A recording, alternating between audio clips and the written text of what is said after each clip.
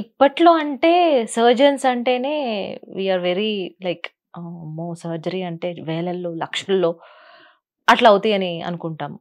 I think లక్షల్లోనే ఉంటుంది. కానీ అప్పట్లో మీరు స్టార్ట్ చేసినప్పుడు ఎంతుండేది?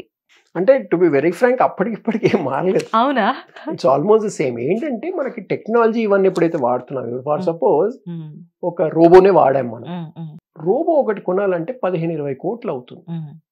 ఆబ్వియస్ గా the hospital would want to generate that income. అంటే ఇప్పుడు 20 కోట్లు నేను జనరేట్ చేయాలి.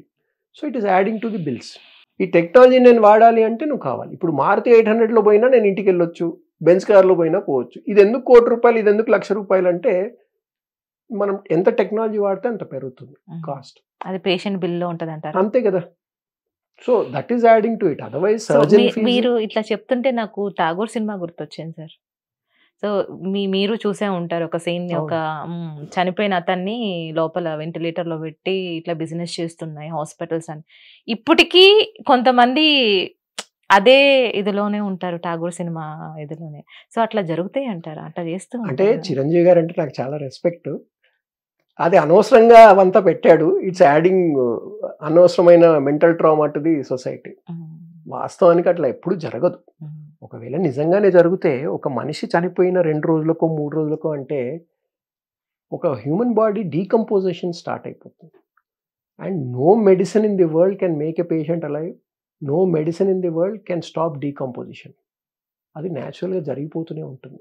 చాలా మంది ఏంటంటే పేషెంట్స్ మీరు ఏం మందులు ఇచ్చారో దీనివల్ల అదవుతుంది ఇదవుతుంది అంటారు, కానీ అదంతా సినిమాల్లో చూసిన ప్రభావమే తప్ప ఇట్స్ నాట్ రియల్. కానీ బట్ రియల్లీ డాక్టర్ గారు ఇప్పటికీ ఊర్లలో జనాలు ఉన్నారు. హాస్పిటల్కి వెళ్తే డబ్బులతో కూడుకున్నటువంటి పని, వద్దులే ఇంట్లోనే ఏదో ఒక చిన్న చిన్న మాత్రలతో తగ్గించుకుందాము, ఏదో బిజినెస్ అయిపోతుంది. ఇప్పుడు కాలు దెబ్బ తగిలిందంటే దాన్ని ఎక్స్రే అంటారు, దాని నుంచి మళ్ళీ సర్జరీ అంటారు, ఎందుకు వచ్చింది అని. ఇప్పటికీ బిజినెస్ మైండ్తోనే చూస్తూ ఉంటారు డాక్టర్స్ని. వాళ్ళకి ఏం చెప్పాలనుకుంటున్నారు మీరు? అంటే ఇది 2 విధాలుగా చూడాలి మనం.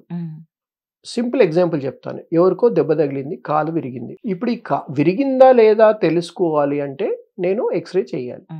ఎక్స్రే చేయకుండా కూడా క్లినికల్గా మనకు తెలిసిపోతుంది that there is a fracture or not. ఇప్పుడు నేను ఎక్స్రే చేయాలా లేదా అంటే నేను ఏ రకమైన ట్రీట్మెంట్ చేయాలి, నాకు సర్జరీ చేయాలా, మెడిసిన్సా, లేదంటే సిమెంట్ పట్టి వేస్తే సరిపోతుందా, ఒకవేళ సర్జరీ చేస్తే ఏ రకమైన సర్జరీ చేయాలి, వీటిలో భాగంగా మనకి ఇవన్నీ టెస్టులు చేయాల్సి ఉంటుంది. ఒకవేళ ఈ ఫ్రాక్చర్ ఉండి ఒక డాక్టర్గా నేను మిస్ అయ్యాను అనుకోండి, అప్పుడు ఏమవుతుంది? మిమ్మల్ని అంటారు కదా, ఇంత చదువుకున్నావు నువ్వు ఏంట్రా ఒక ఫ్రాక్చర్ ని గుర్తుపట్టలేకపోయినావా అని నన్నే తిడతారు. సో అందు గురించి అంటున్నాను, this is like double edge thing. జనాలు ఏదైనా ఎగ్జాంపుల్ నేను మా న్యూరోలో జరిగే కేసు చెప్తాను. నేను ఒక యంగ్ బాయ్ ని 23-year-old బాయ్, ఆ boy came with persistent headache. అది హాస్పిటల్ వెనకే ఉంటాడు ఆ అబ్బాయి. అట్టా సింపుల్గా వచ్చి సార్ నాకు హెడేక్ వస్తుంది, మంచి చూడరా బాబు అని చెప్పి నేను ఏదో మందులు రాస్తున్నాను, వెళ్ళిపోతున్నాడు. ఒక 1 month అట్లాగే తిరిగాడు నా దగ్గరికి. నాకు ఏ లక్షణాలు లేవు, హెడేక్ తప్ప అంటాడు. నేను టెస్ట్ చేసినా నాకేం కనపడట్లేదు. నాకేం కనపడట్లేదు కాబట్టి నేను టెస్టులు చేయించాను రా అంటాడు. సార్ హెడేక్ వస్తే ట్యూమర్ వస్తుంది అంట కదా, tumour can be A cause అంట కదా. అరే నువ్వు 23 years ఉన్నావు, నీకేముంటుందని నేను అన్నాను. వాడు నేను వద్దన్నా కూడా పోయి ఎంఆర్ఐ చేయించుకొని వచ్చాడు, వాడు ట్యూమర్ ఉంది.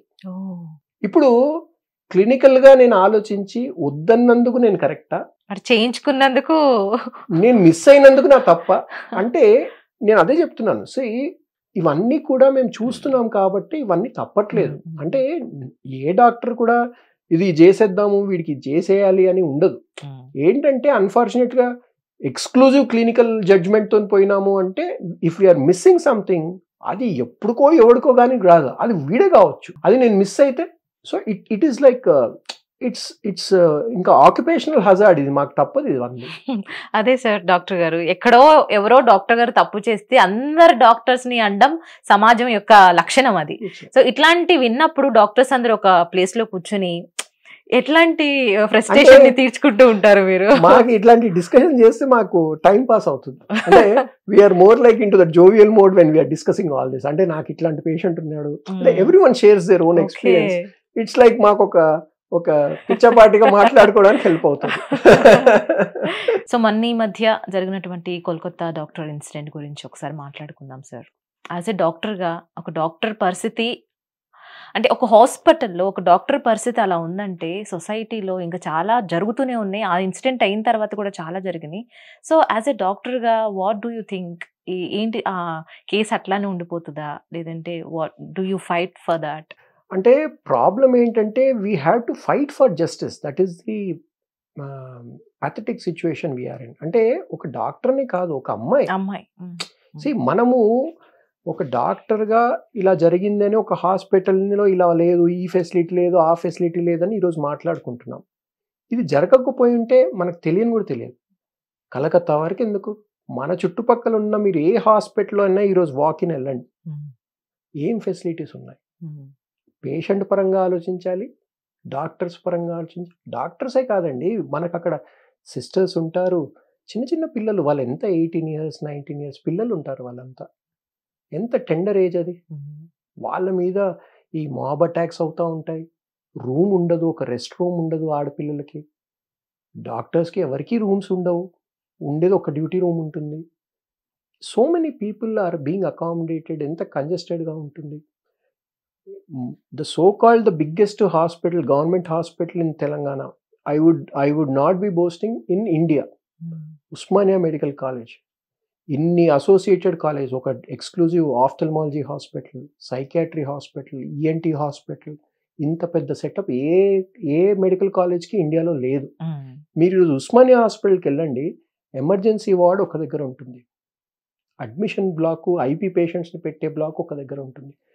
రాత్రి ఈ ఎమర్జెన్సీ నుంచి ఈ ఐపీ బ్లాక్ ఏదైనా పోవాలంటే you will not dare walk out of that room. అటువంటి సిచ్యువేషన్లో అమ్మాయిలు డాక్టర్ కాల్లో ఉంటారు. ఎవడెక్కడ తిరుగుతున్నాడో తెలియదు. పిచ్చి పిచ్చి జంతువులు తిరుగుతూ ఉంటాయి అక్కడ. Just imagine the pathetic conditions we are working in. ఇప్పుడు అది ఇన్కమ్ రాని ఇది కాబట్టి దాన్ని నెగ్లెక్ట్ చేయాలా అంటే, ఇప్పుడు ఫారిన్ అబ్రాడ్ కంట్రీస్లో కూడా గవర్నమెంట్ కాలేజెస్, గవర్నమెంట్ హాస్పిటల్స్ ఉంటాయి. Not every one is like this. మనం ఇన్ఫ్రాస్ట్రక్చర్ ఇవ్వాలి. నువ్వు సీట్లు పెంచేసాము. మేము చదువుకున్నప్పుడు యూనిట్స్ ఉంటాయి. ఒక యూనిట్లో ఒక సీట్ ఉండేది.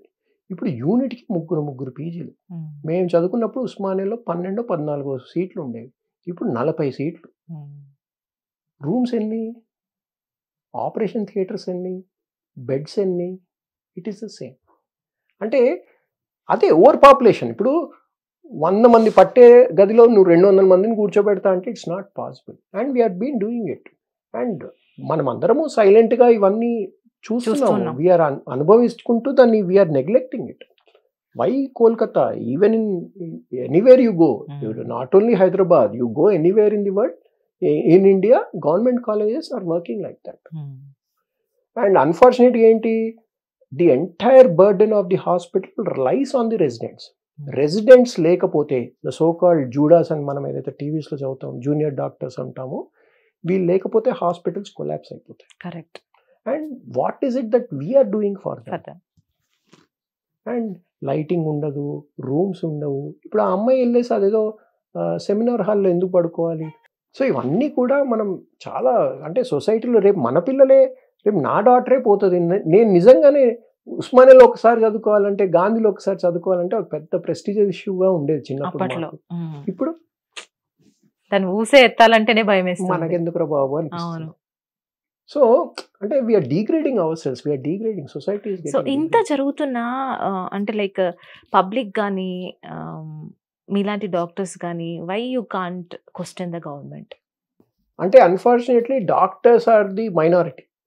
మైనారిటీస్ కెన్, అంటే ఇప్పుడు చూడండి, ఇప్పుడు ఎప్పుడైనా ఇటువంటి అవుతే, అంటే మనం ఇది డిస్కస్ చేయొచ్చో లేదో నాకు తెలియదు.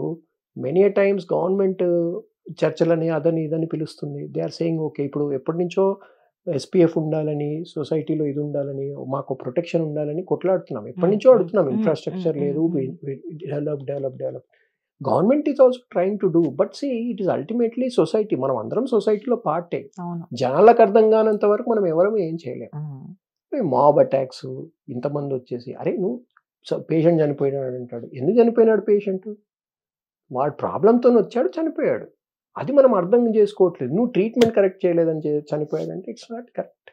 We also feel bad for them, but it's like that. So అటువంటి మాబ్స్, అటాక్స్ అవుతూ ఉంటాయి. ఆడపిల్లలు ఉంటారు, how will they handle these situations? So it's all very difficult.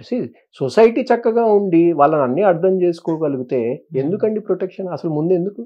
కానీ ఇప్పుడు మనం అట్లాంటి సొసైటీలో ఉంటున్నాం కాబట్టి everybody is asking for protection. ఇప్పుడు ఒక మనిషిని కొట్టడం ఏంటండి అసలు? అంటే రేప్ ఈజ్ ఫార్ అవే. అసలు కొట్టడం ఏంటి? నేను నిన్ను వచ్చి ఎట్లా కొట్టగలుగుతాను? I cannot dare touch you. అటువంటిది మీరు డాక్టర్స్ని కొడుతున్నారు, అది లేదు అని ఇది లేదని. ఎక్కడ పోతున్నాం? We are living in such sort of society. Right doctor గారు. బట్ ఎనీహౌ సుప్రీంకోర్టులో ఉంది కాబట్టి కేసు, జస్టిస్ కోసం పోరాడుతున్నారు చాలా మంది. జస్టిస్ రావాలని కోరుకుందాం మనం కూడా. ఆంధ్రాలో హాస్టల్స్లో కెమెరాలు పెట్టి 300 వీడియోస్ బయటికి వెళ్ళినాయంట. స్నానాలు చేస్తుంటే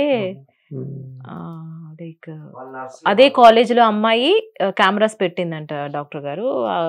ఆ వీడియోస్ అన్ని వేరే అబ్బాయికి ఫార్వర్డ్ చేయడం, ఆ వీడియోస్ని వేరే అబ్బాయి అమ్ముకోవడం. అంటే అంతే. ఇక అల్టిమేట్గా ఏంటంటే ఇవన్నీ సొసైటీ మోరల్స్, మన మోరల్స్ ఎట్లా ఉన్నాయో దాని మీద అవుతుంది. అన్ఫార్చునేట్లీ మనం మన పిల్లలకి అది ఇవ్వలేకపోతున్నాం. They are easily expose to so many bad things. ఇప్పుడు ముందు ఎంటర్టైన్మెంట్ అంటే ఏముండేది? ఒక క్రికెట్ ఆడేదో, ఏదో ఆడేది, ఏదో సినిమాకి పోయేది, టీవీ చూసేది. చిత్రాలలో పాటలు వస్తున్నాయి రా బాబు అంటే ఫ్రైడే రోజు అందరు కూర్చుని టీవీ దగ్గర చూసేది. Sunday movie. అంటే ఇప్పుడు ఏంటి? You have access to everything. See who is controlling what is bad, what is good for you. అంటే మనకు ఆ మొరల్ లేదు కాబట్టి మనం మంచి చూస్తున్నాము, చెడు చూస్తున్నాము. ఆబ్వియస్గా most of the times we tend towards the bad thing. So ఆ బ్యాడ్ థింగ్ వైపు వెళ్తున్నాం కాబట్టి సొసైటీస్ లైక్ దిస్. సో ఆడపిల్లల్ని పెంచాలన్నా, బయటికి పంపించాలన్నా భయపడే రోజులే ఉన్నాయి sir. So what do you say?